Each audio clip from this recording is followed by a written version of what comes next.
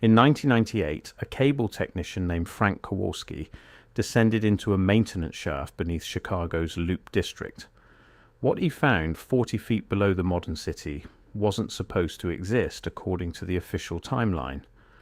Perfectly preserved storefronts, intact cobblestone streets, gas lamps still mounted to brick walls that the city claimed were demolished in 1871 during the Great Chicago Fire. Frank spent the next 6 months laying fiber optic cable through tunnels that connected an entire buried city. He photographed everything, took measurements, documented doorways, window frames, and architecture that matched no known Chicago building style from the 1800s. Then his supervisor told him to stop taking pictures.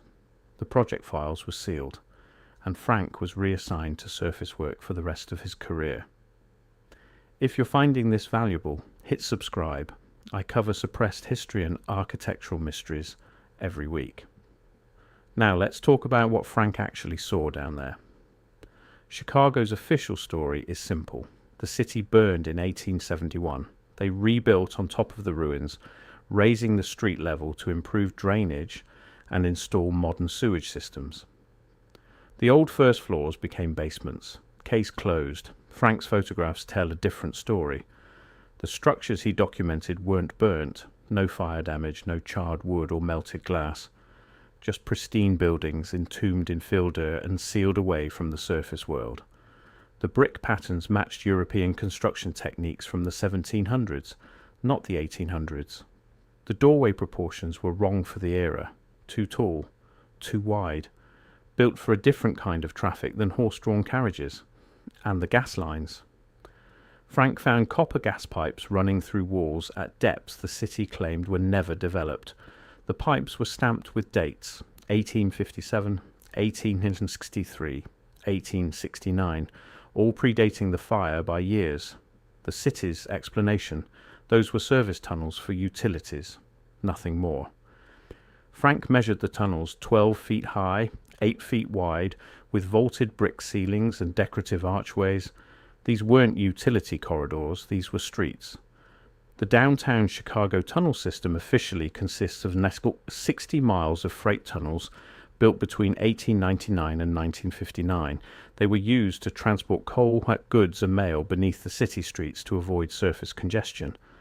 But Frank's maps showed something else. The tunnel network he worked in extended for at least 200 miles. Most of it predated the official construction timeline by decades. He found intersections marked with street signs: Washington, State, Madison. The same streets that exist on the surface today, but these were underground, surrounded by buildings with working storefronts sealed behind brick walls. In one section beneath what's now the Willis Tower, Frank discovered a 3-story building completely intact underground. The windows were still glazed. The doors still had handles. A painted sign above the entrance read Kepler and Sons and Fine Instruments, Est 1847. The official record has no listing for Kepler and Sons anywhere in Chicago history. Frank tried researching the company. Nothing. He checked census records, business directories, and property deeds. The company didn't exist according to any archive. But the building was there. He photographed the sign, the door, the windows showing shelving inside through the glass. His supervisor confiscated those photographs, told him they were a safety liability because they showed unauthorized access to condemned structures. The gas line discovery was what got Frank pulled from the project permanently. He was routing cable along what his map designated as Tunnel 47B, a service corridor beneath Wacker Drive.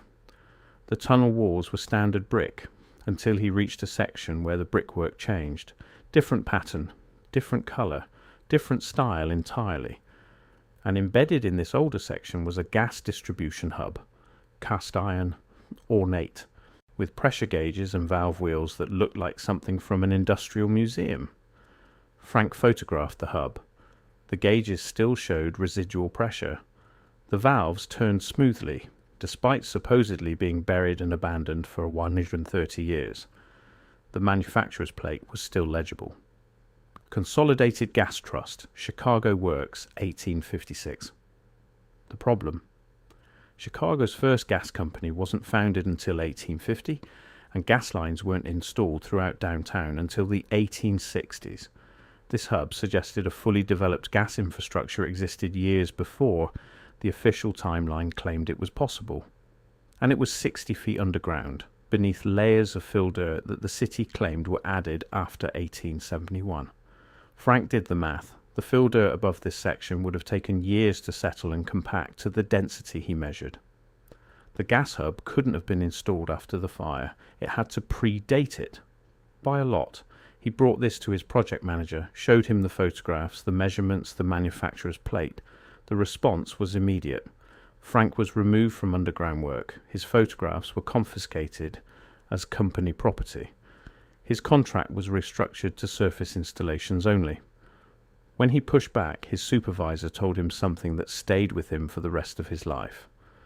"Frank, there are things under this city that don't match the paperwork. Your job is to install cable, not ask questions about what's already down there."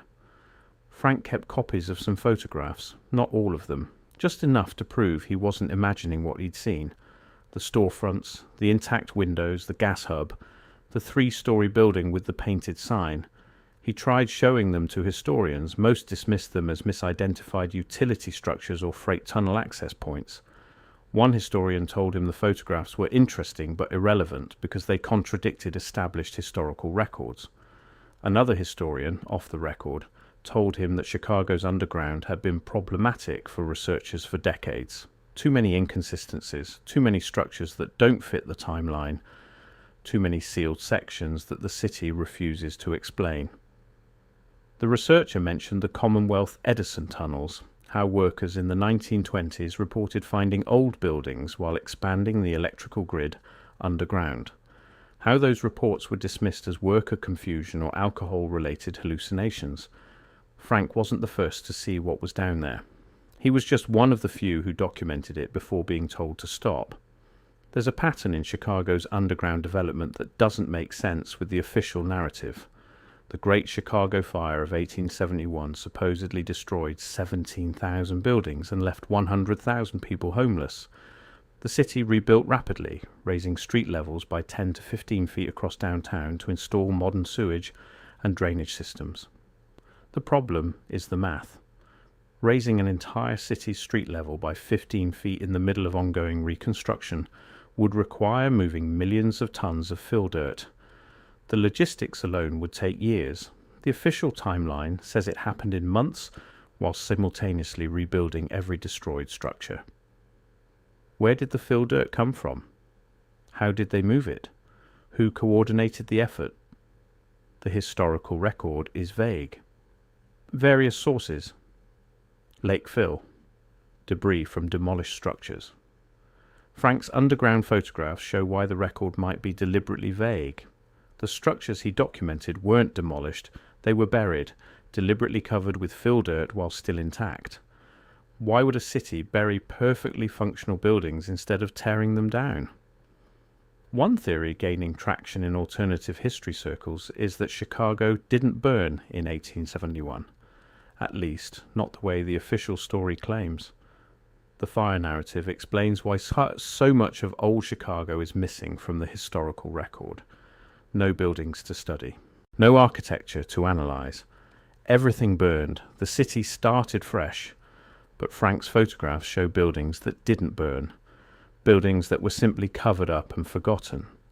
Buildings that suggest Chicago's real history is buried beneath the modern city we see today. The Tartaria theory connects to this. The idea that advanced global civilization existed in the 1700s and 1800s, and that its traces were systematically erased through a combination of natural disasters, deliberate destruction, and historical revisionism. Chicago's buried city fits this pattern. Advanced infrastructure, sophisticated architecture, and an entire street network entombed beneath the official narrative of rebuilding after the fire. Frank found evidence that the gas lines he documented connected to a central distribution system that extended beyond the downtown core. He traced one main line for 3 miles before it disappeared into a sealed section marked "Condemned no entry, CTA order 1947. That's 76 years after the supposed fire. Why would the city seal gas lines in 1947 that were supposedly abandoned in 1871? The Chicago Transit Authority has never provided a clear answer. The sections remain sealed, access denied. Other cable workers who've gone underground since Frank's time report similar experiences, finding structures that don't match the maps, seeing sealed doorways and bricked over passages that suggest a much larger underground network than officially acknowledged. Most don't talk about it. The ones who do get reassigned, just like Frank did, there's an unofficial rule among Chicago's underground workers. Don't photograph anything unusual. Don't measure anything that contradicts your work order. Don't ask about the sealed sections. Install your cable, file your report, and move on. Frank broke that rule. He paid for it with the rest of his career stuck on surface work. But he got something in return. Proof. Evidence that Chicago's underground hides a history the city doesn't want examined too closely. The photographs he saved show a city that doesn't fit the timeline, architecture that's too advanced for the claimed era, infrastructure that's too developed for the official story of rapid post-fire reconstruction, and most importantly, they show that someone at some point decided it was easier to bury that city than to explain it.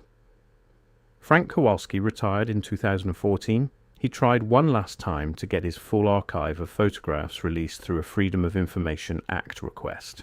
The request was denied. The photographs were classified as infrastructure security information and deemed not subject to public disclosure. The three-story building he found beneath the Willis Tower, the Kepler and Sons storefront, the gas distribution hub from 1856, all of it remains buried, sealed away, hidden beneath a city that rebuilt itself on top of a history it chose to forget. Frank's story raises a question that Chicago's official historians refuse to address. If the city buried an entire functional downtown instead of demolishing it after the 1871 fire, what else is down there that we're not being told about? The answer is still underground, waiting in sealed tunnels, behind bricked-over doorways, in sections marked condemned that were never actually damaged, just inconvenient to the official story. And every time a new cable gets laid or a new tunnel gets dug, there's a chance someone like Frank will see something they're not supposed to see, document something they're not supposed to document, and start asking questions the city doesn't want answered. The buried streets of Chicago aren't just history, they're evidence of a past that doesn't match the narrative, evidence that someone went to enormous effort to hide. Frank saw that evidence. He photographed it. And for that, he spent the last 16 years of his career on surface installations, knowing that beneath his feet lay a city that officially doesn't exist. What else is buried under the cities we walk through every day? What other histories have been sealed away behind the official story? Chicago might not be unique. It might just be the place where someone finally documented what everyone who works underground already knows.